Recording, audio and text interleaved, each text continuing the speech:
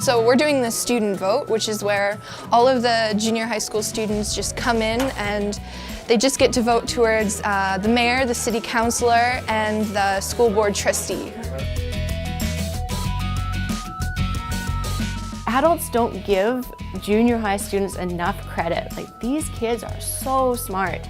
They are keen on the issues. They understand the problems. They took it so seriously. They talked about this election and they participated like it was the real deal.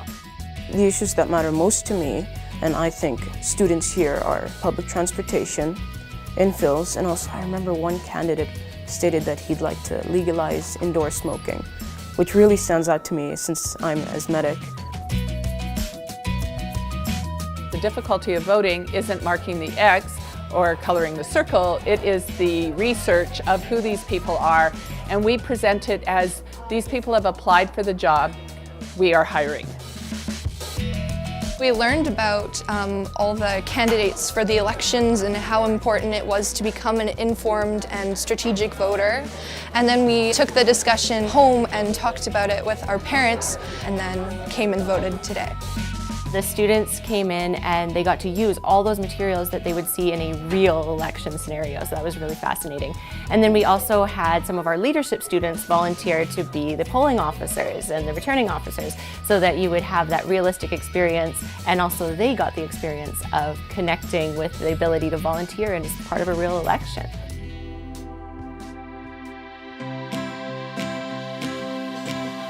So we had all of the Ward 9 candidates here, and we each asked them a question. They had 1 minute to answer. And tomorrow we're gonna vote on who we want to choose.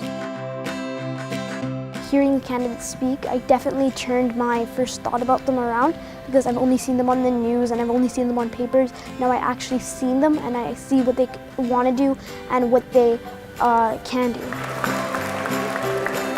The student vote experience in the school is amazing, but also when they take it home and talk to their parents at home, that is that connection that we need to make between the voters of today and then the voters of tomorrow.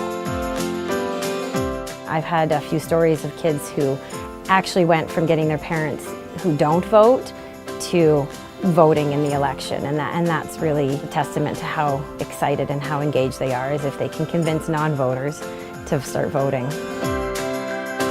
It's really important to vote, because if we didn't get to vote, it would be a dictatorship and only one person would be leading, and it wouldn't be fair to the people. It made me feel like I was more in the community than just hearing about what people did. I felt like I had the choice in my hand. I felt like I was useful, and I felt important to the world. I felt like my decision mattered and people would take me seriously when I vote. We also need to make sure that our interests and rights are being protected, and the only way we can do that is to vote. We have the youngest federal leaders in the history of Canada. We have young mayors in Alberta, Red Deer, Calgary, and Edmonton. I think the youth vote is getting out there, and a lot of the reason, I think, is that if it's promoted within the classroom, they become informed. Our numbers of ELL and immigrants are quite high in the school, and so it's just really neat to see somebody who's just brand new to Canada say, oh, I can do this, because they're coming from countries where they can't. Yeah, I truly believe that student vote is an essential part of preparing students to be active citizens in Canada. If you are going to promote an educated and responsible people who are going to create that responsible government that we all so want and so desire, then they need to start young. All the candidates kept on telling me, oh, Jobin, you should go run for government one day, and if you keep this up, and I'm like, I never thought of running for government, but I feel like they're right, I should run for government one day maybe.